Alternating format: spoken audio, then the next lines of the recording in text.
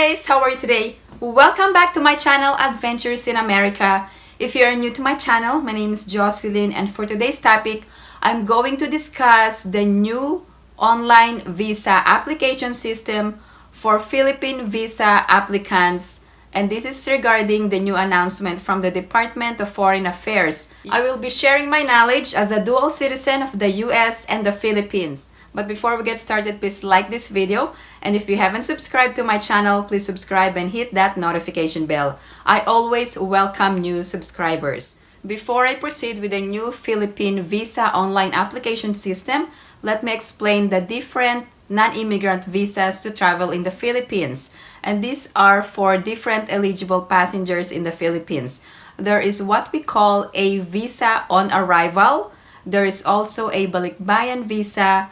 And the third category is this temporary visitor's visa application. Now, this new Philippine online visa application system has been rolled out earlier in other Philippine consulates abroad. So please contact your Philippine consulate covering your residence. So the visa application will only affect 9A visa applicants. Now let me provide you the difference between the applicants or those who are entitled to different Philippine non-immigrant visas. Let me explain to you in detail the visa on arrival, Balikbayan visa, and the 9A visitor's visa that is being implemented starting January 1st. Visa on arrival, please take note that the visa on arrival has been suspended. I will also discuss the Balikbayan visa, and these are only for limited number of former Filipinos and foreign nationals. Now, what we are going to talk about is the temporary visitor's visa or 9A visa. Now, the visa on arrival has been currently suspended because the Philippine borders is closed. The visa on arrival is for foreign tourists, and it's valid for 30 days, and it's given at the port of entry in the Philippines. Also, this is a free visa. Please take note that the country must be included in the visa-free privilege of the Philippines. Let's talk about Balikbayan visa. This can be availed by the former Filipino traveling alone or former Filipino or Filipino traveling with native foreign spouse or former Filipino traveling with foreign children. Also, this is given at the port of entry in the Philippines, and you must proceed to Filipino lane. In addition, the visa is valid for 1 year upon arrival in the Philippines. Now, the new online application system is the temporary visitor's visa or 9A visa. This will be effective January 1st, or this has been implemented in other Philippine consulates abroad. The foreign spouse of Filipino national can avail of this, but the Filipino must be in the Philippines. Also, the foreign parent of Filipino child can avail of this 9A visa, but the child must be in Philippines. Also, foreign minor children of Filipinos must have a temporary visitor's visa or a 9A visa. Other foreign nationals are allowed, but you must have an entry exemption document.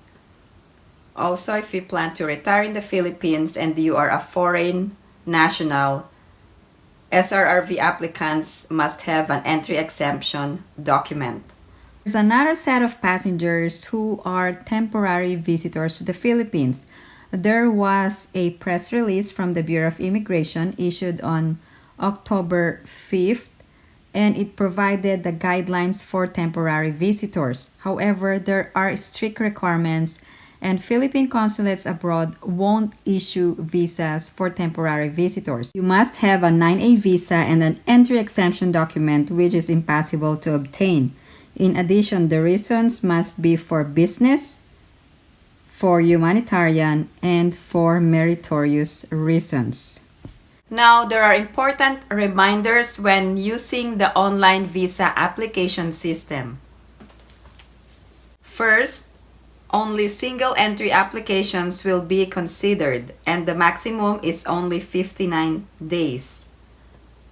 Please take note that applications filled through OVAS or the email confirmation with ARN or reference number do not constitute an approved visa. So applicants must still courier their passport, visa fee, and other supporting documents to the Consulate General after receiving further instructions through the email. Applications received starting January 1st that were not lodged through OVAS will be immediately be rejected and returned to the sender. Now, let me provide you the procedure for using the new online visa application system. Just type in visa.gov.ph and it will direct you to the new Philippine visa application portal. It will show you the country of citizenship and you needed to scroll down your country of citizenship. And after finding your country of citizenship, click on the submit button. So this is just an example. Click on the US and click on submit. And this will only accommodate applications for 9(8) temporary visitors visa. This is only for initial submission of visa application and it doesn't mean that your visa is already in process. So you will still have to contact the Philippine Consulate. Now you will need a passport valid for at least 6 months and beyond. And there are also countries listed under the visa-free privilege. And now scroll down for the different types of Philippine visas. There are non-immigrant visas, and if you type number 1, 9(8) temporary visitors visa for visitors for business pleasure, there are minimum requirements. And if you scroll down, you can see the different requirements for other types of visa. There are also rules for immigrant visa applicants and there are minimum requirements for the individual visa. Now you are ready to apply for individual visa. The page will show the visa type, entry type, country of application, the embassy or consulate, and you must also enter your email address. There are different types of tourist visas: pleasure tourist, business, medical and health, and athlete and entertainer. Click on tourist and click on the single entry and the country of application. For example, US, and the application type, it's defaulted to regular. And then you must select your embassy or consulate abroad covering your residence and type in your email address and also confirm your email address as well. So make sure that you have a valid email address because that is the main form of communication from the DFA or from the Philippine Consulate abroad. And then click next. And then it will show you the actual visa application page and all asterisks must be filled out. For surname, add your surname, put your given name, your place of birth, date of birth, age, country of citizenship, your sex, your contact number, and also if you scroll down further, you will have to type in your address. So this is just an illustration to show you what information you needed to provide to apply for a visitor's visa. So make sure to enter a valid contact number and also your email address on the previous page. And here you can enter your address, your town or your province. I'm not sure why they use the town or the province, but enter your information from the US. Now you are ready to upload your photo. There are actually visa photo requirements: plain white or off-white background, neutral facial expression, no eyeglasses, and you must take a full face view directly facing the camera. And there are file requirements to upload a photo. So once you upload the photo, it will tell you to save and download the application. Now, if you visit the website of a Philippine consulate abroad, so this is just an example. This is from Los Angeles, California, Philippine Consulate General. It will show you an advisory if you click on the consular services, and under consular services, click on visa and it will show you this advisory. Let's move over to the eligible passenger requirement. Who are the eligible passengers to the Philippines? There are two kinds. Those who do not require a 9A temporary visitor's visa, and these are Filipinos, former Filipino citizens, also dual citizens. In addition, foreign nationals with valid and existing visas, and there are actually different types of visas, and foreign spouse traveling with Filipino or former Filipino citizen can have the Balikbayan visa. Also, foreign child traveling with Filipino or former Filipino do not need a 9A visa. Another type of eligible passengers to the Philippines are those who need a 9A temporary visitor's visa. Foreign spouse traveling alone, spouse or child must be in Philippines, or foreign child traveling with native foreign parent, Filipino parent must be in Philippines. Also, SRRV or retirees visa applicants must have entry exemption document from DFA, and temporary visitors must secure entry exemption from DFA, and travel is for business, humanitarian, and meritorious cases. For these eligible passengers, you must comply with quarantine and testing requirements. The Interagency Task Force publishes specific countries for green lane purposes or for green lane protocols, and for yellow lane countries, those not included in red list or green countries, they have separate protocols for quarantine, and also for red list there are specific protocols and the countries are specified. You must distinguish the quarantine and testing from the entry requirements. It doesn't mean that if you're fully vaccinated from green lane you can travel. This is applicable for all eligible passengers from green, yellow, or red countries. There is now a new requirement of a negative RT-PCR test taken within 48 hours prior to departure from country of origin.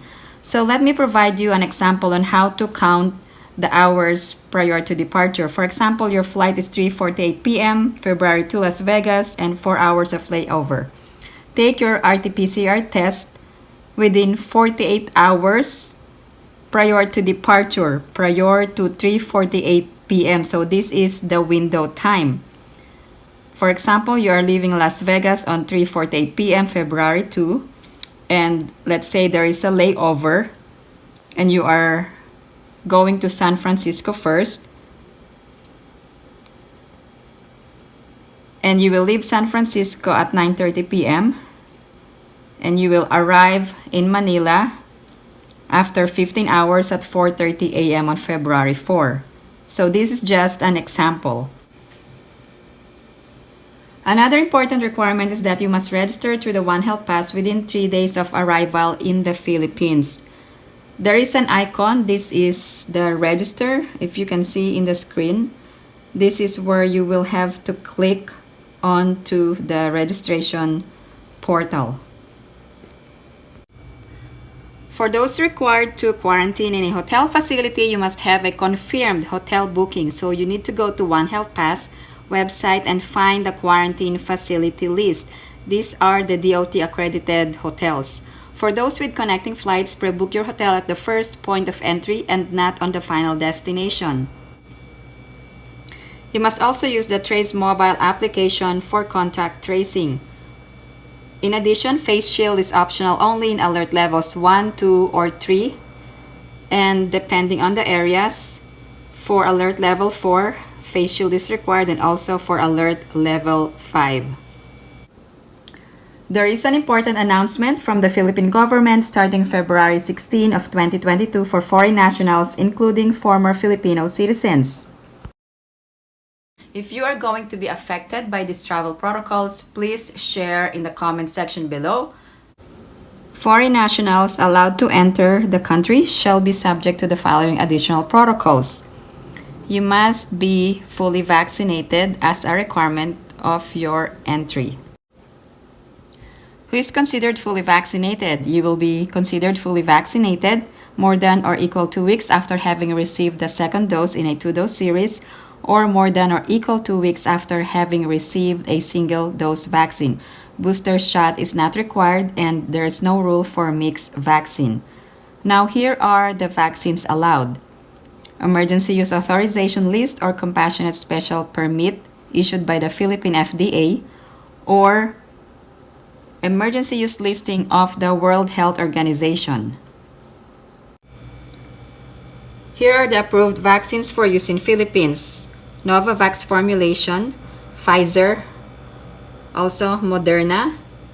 Other vaccines are Sputnik, Janssen or Johnson & Johnson, Oxford AstraZeneca, Covaxin, and Sinopharm, and also the Sinovac vaccine from China is also acceptable.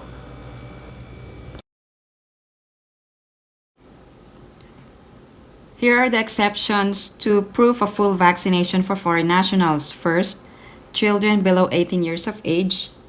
Second, those who are medically unable to receive the vaccine as certified by a competent public health authority in the country or port of origin. And third, foreign diplomats and their qualified dependents, such as 9E visa holders.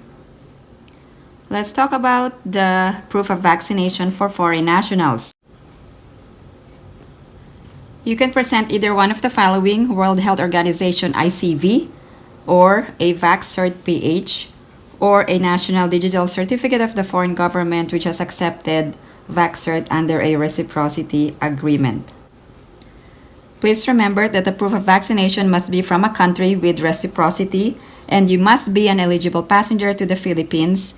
And if you are not allowed passenger, you cannot enter even if the country is listed where proof of vaccination is required or accepted, and more countries will be added every 15 days.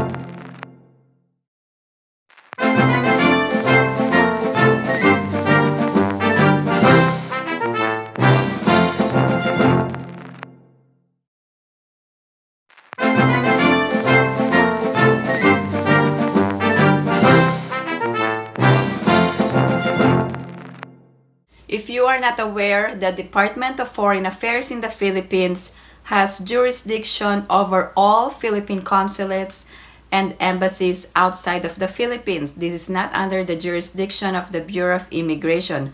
However, when you apply for a visa, the visa is not a guarantee that you will be admitted in the Philippines.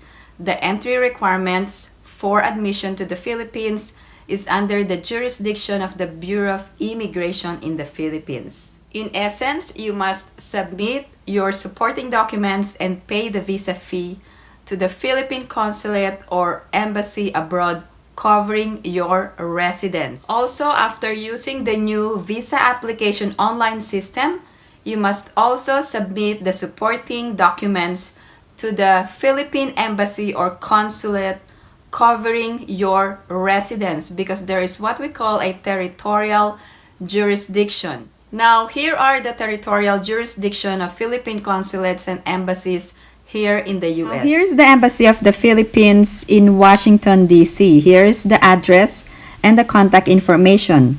The states covered are also provided. So please remember that if you live in any one of these states, you must submit your application to the Embassy of the Philippines in Washington, D.C. Now, here's the Philippine Consulate in Chicago, Illinois. Here is the address and the contact information as well, and the states being served by this particular consulate. Now, here's the Philippine Consulate in Honolulu, Hawaii. Here's the address and the contact information and the website and the jurisdiction of this consulate.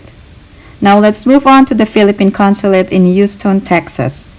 Here is the address and the contact information and the states being served. Please take note where you live because you can only file to that particular consulate covering your residence. Here's the Philippine Consulate in New York. Here's the address and the contact information and the states being served by Consulate in New York.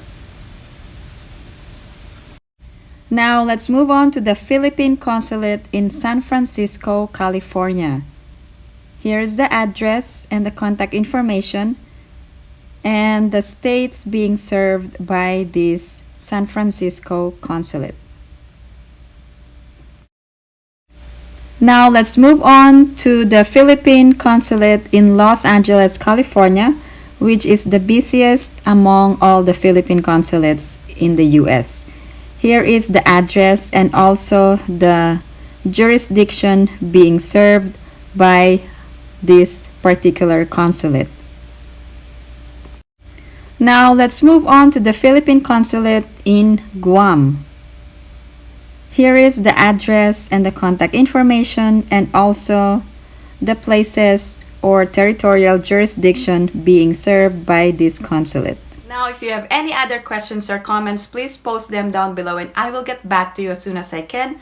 Again, thank you guys for supporting my channel, and if you haven't liked this video, please give it a big thumbs up.